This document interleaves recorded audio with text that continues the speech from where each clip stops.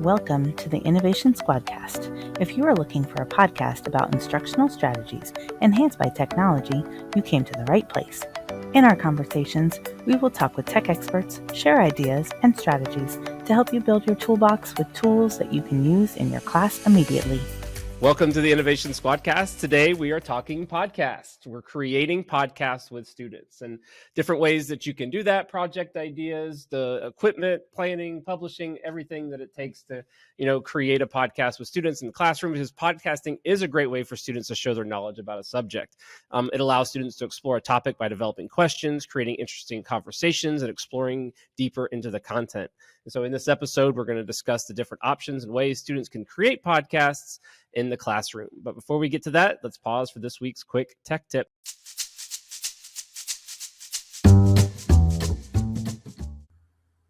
This week's quick tech tip is found inside of Screencastify. And once you have created your video, there are lots of different options that you have inside of that video. You can share directly from it. Make sure that you do look at your share settings. You can share it by, again, QR code. You can track viewers, you can track questions, and you can export it as many different things. You can upload it straight to Edpuzzle and YouTube. You can just download the file to your computer. You can export it as a video. You also have the ability to create GIFs, download just the audio, and get embed code of your video as well.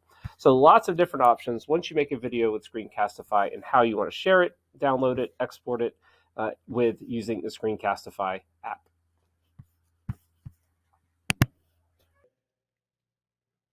All right, thanks for that quick tech tip. So talking podcasting and creating them, not creating what we're doing, podcasts like student teachers, but, what can you do in the classroom when it comes to creating podcasts with students? And it is as simple as using their Chromebooks. We've seen it many times with students just being able to use their Chromebooks, you can get the Screencastify extension. They got mics, they've got cameras. What other types of equipment, though, could they have if you make it a little bit, could spice it up a little bit? Well, I think that's a hard concept to realize, is because a lot of people, when they think podcast, they think of the big setup that we have. But I know working with an elementary school, I was just telling them it's easy as hopping on the Chromebook and recording themselves. Sure. It's nice to have all the mics and, Yes. Learning this year, the Chromebooks, and you don't even have to have that. Pull the students, let them just record. It's like Flipgrid, just without the video per se. Yep. So that was how I got some elementary schools and bought into it. That's how, years ago when I did it with the first grade group, I actually went in and I had the Anchor app pulled up. Yep. And so it had to be through the teacher's login account, but we would pass it around so that the kids could kind of say their piece during the podcast. Sure. So you can use Anchor as well. Yep. Yeah. Anchor's one. Online voice recorder is another. That is a web-based that's, pretty easy as far as getting it out there. And so, external mics like this, and, headsets, mixers, things like that are nice to have, but they're not necessary. Fancy. Yeah. Right. You don't have to have those. Sure. And it doesn't always have to be, it can be audio only. It can be video and audio, so that, you can kind of mix and match how you want that to take place. I've done it in classrooms where, and it doesn't have to be long. I did what are called microcasts at one time. And it was short, little, nothing more than 5 minutes, just talking and exploring a topic. So there were some teachers at Devon Forest who had their students do, it was probably like a 2-minute podcast every week, telling, and it went out to the parents, and I would listen to it, and I thought, I would love having this. Yeah. And they just kind of walked the parents through what they had been working on all week. And to hear their excitement, they took total ownership. They had it. Sure. They, teachers kind of looked over it or listened to it to see, but they loved it. And it wasn't long, but it told you so much information. Exactly. Because sometimes you just want it short and sweet. Yep. Right. And there's a lot of buy-in too. I don't know if you guys have heard of the 6-minute podcast where they read stories or tell you 6 minutes worth of stories in little series. Oh, if you haven't checked it out, it's amazing. No, I'll have to look. 6-minute podcast. You literally listen to it and it tells you like a story that happened. I know that at Sangaree, a lot of 3rd, 4th, and 5th grade teachers use that to buy their kids in. That's and awesome. Then they would have them recreate using their podcast, create a 6-minute podcast. Sure. You write the story. Yeah, that's I great. love So that. that was a really good buy-in. And then I know that some other schools, they're like, oh, what's your YouTube channel? Are we going to be on YouTube? And I'm like, it's very similar to YouTube. Right. Yes. Yeah. And that's, when you're thinking about like what types of podcasts are you creating, one of the ones can be a school podcast that's just giving some information that people can listen to on the ride in. It can be for class, it can be for public, it can be, audio, video, it can be an assessment. It could be informational. It could be entertainment. I say do with it what you please. It Yeah. can be as good as you want to make it. Yeah. If you do like passion projects, it could be one of the passion project choices. And we found that kids are really excited. Most kids are going to be really excited about getting up, especially the younger ones. The older they get, the more they get, self-conscious about that. I think my favorite that I've seen is at College Park. The SEL, they really use it to get the kids talking about how they feel. That one was pretty amazing with what Amanda was saying. Yeah, it's great for language practice. Oh, yeah. Yep. This is a great way to practice it. So, so there's lots of different things when you're planning your podcast, and thinking about, what the kids are going to be creating.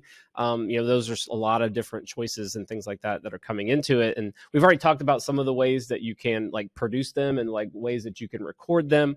We use Screencastify. Screencastify is an easy Chrome extension that, and a lot of students are using it now. Have already used it. Add you right also to their use Chromebooks. Loom. Loom is very similar. It's kind of tit for tat. Sure. Some use Screencastify, some use Loom. So I like to throw that one out there. Sure. And then Screencastify I don't know if does Loom have editing? Do you know? Yes. Yeah. So both of those have editing features, which is a nice thing. You want to do a whole lot of editing with your podcasts, but at least it adds some of that in there as well. I like Anchor. Yeah. Because you can add in. They have their own music that you can add in, at the beginning or the end or wherever you want to put it. But it's good like podcast, a segue into the conversation. Sure. And Anchor is one way that if you're planning to send this out to the world, it's an easy way to do it. They connect to Spotify.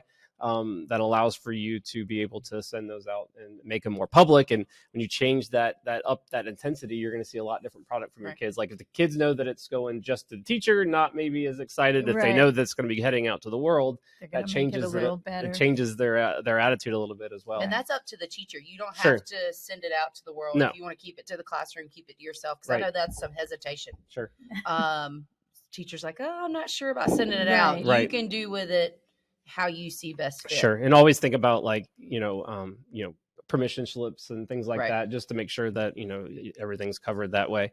Another way that you can edit and produce them is Clipchamp. Clipchamp is also great for video editing. So if you're doing any kind of green screen work or you can also just make it an audio, but Clipchamp is a place that you can bring in layers, you can bring in some text, you can bring in some extra things to make that podcast a little bit different. And a lot of students are very familiar with Clipchamp. I went to a middle school the other day and a guy I was working with, he's like, oh, I use this all the time at home. I'm like, done. Here you go. Yep. And a first grade class. So don't think like, only the older kids. A first grade class was working on video editing and they use Clipchamp too. So, and I've heard Jeremy was talking about third grade we did that. Clipchamp and TouchCast. Yep. iMovie could also be something that you could use this with as well. Online voice recorder, we've already mentioned. Web-based. It just grabs audio, right? You just literally hitting a button, it grabs your audio. You can chop the ends. You can't do any chopping in the middle. So just think about editing wise that, if there's anything messed up in the middle. But when I tell my kids, like, if you mess up, you mess up. It's a podcast. It's fine. There's nothing. It's natural. Yeah, absolutely. So it kind of makes it more fun too, because then you can kind of have some bloopers exactly. and the audience listening. Sure. And then Podcastle is another one that, allows for you to bring in audio, allows you to record audio right there, allows you to add in music, and allows some editing as well. So that's another web-based free version. That's pretty nice. Obviously they have an upgraded premium version, but usually that's like if you want to grab any of their content music and stuff like that, premium content music and things. Same thing with Clipchamp. It's free version's good. Premium version, you can add your own music. Add other stuff and things like that.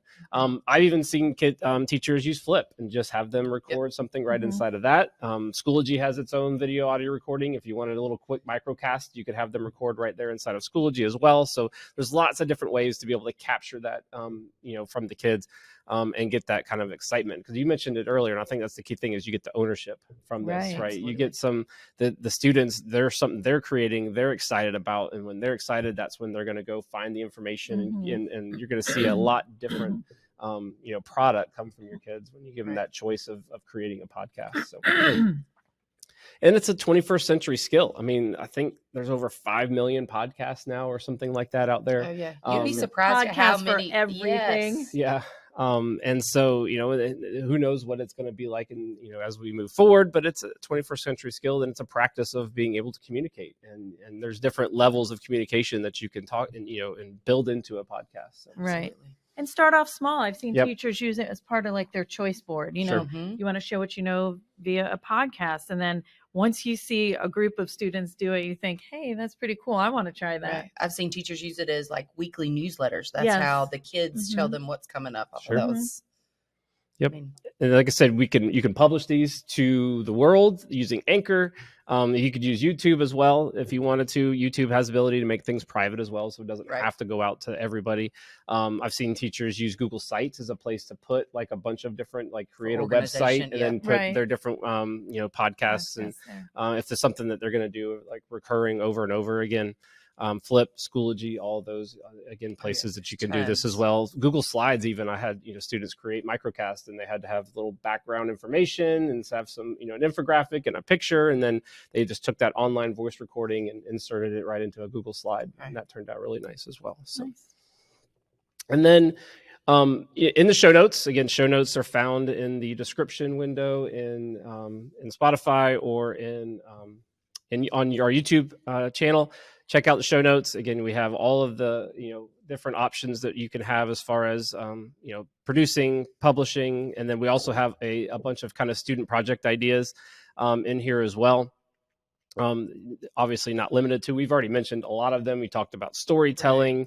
I liked it a lot as a history teacher to do interviews, being able to interview a president or a famous person and have that person have to almost, embody that character and answer how they would want to answer. Like a wax museum. Yeah, that's cool. Yeah. And I've seen math teachers use it, podcasting, talking about, because they're Show always your saying, work. well, why is math important? Right. And then they bring in, like you said, some of the outside people who, what jobs it's good for, or how you're going to use this math in everyday life. Yep. Public service announcements I've seen as well. There's so many different options. So definitely check out the show notes. Definitely endless. You can keep that list going. Sure. Yep. Check out the show notes if you just wanted some student project ideas. You can also find the tech tip of the week link in here as well if you need to see the video of it. And also be able to connect to the Squadcast professional development and unified talent so that you can get some professional credit for listening to the podcast. And don't go ahead. I would say, but I think most important is just talk to your kids. Let your kids do this. I mean, a lot of them do it on their own anyway. Sure. Right. Just let them have fun. I know they're going to think they're like YouTubers. Yep. Or Oh, something. they will be hot stuff. Right. Yep. But some of the tips we have, you don't have to have it scripted out, but it's good to have notes because y'all can see we're looking at some of our notes. So it makes the students feel a little better to have a few things written down. Right. And then the conversation just builds from there. Right. And I don't think you want it scripted, because I think if you get like a scripted podcast, they're just going to be reading on it. It's going to be monotone. They're not going to be a voice. Right. But it won't be authentic. You don't want it to be a reader's theater. No. Yeah, what I'd always tell my students is that I want an amplified version of yourself. I want you, I want your voice. I want your ideas. I want you to be amplified though. I want you, to take it to and they kind of jazz yourself up a little bit. And I think that was, that I like that a lot. When then you get going, once you get here. I know. Yeah. Because the whole time we're like, oh, we're doing a podcast. Yeah. And then we just keep going. What are we going to talk about? Oh, wait, there's one more thing. All right, we're going to play rock, paper, scissors. Who's going today? Yeah. I've seen teachers use rubrics and checklists as well. I think checklists are the best thing, just to keep them on task, remind them that, this is still an assessment, or these are still things I need to see to make sure that they're covered themselves. And that's a good thing as well. So I automatically think about your PL people, the personalized learning. This is a perfect gateway to personalized learning. Yep. This is a good thing to add to a choice board, and you'll get the kids to take those baby steps. That really want to, just make the assessment a little bit different, or demonstrate their knowledge in a little bit different way. This can be a good way to do that. Absolutely. So. Well, I hope you guys learned some tips. Definitely reach out to us if you have any other project ideas. If you'd like to share any kind of student created podcast, we would love to be able to hear and be a part of it. And then also reach out if you want to start this in your classroom. Your ILCs are more than happy to come in.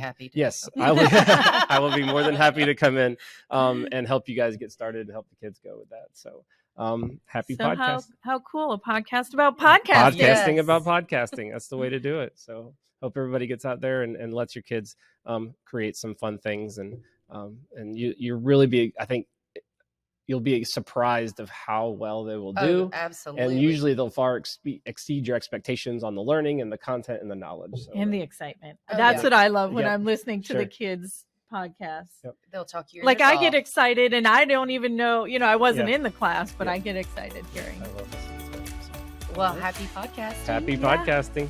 Bye. Bye.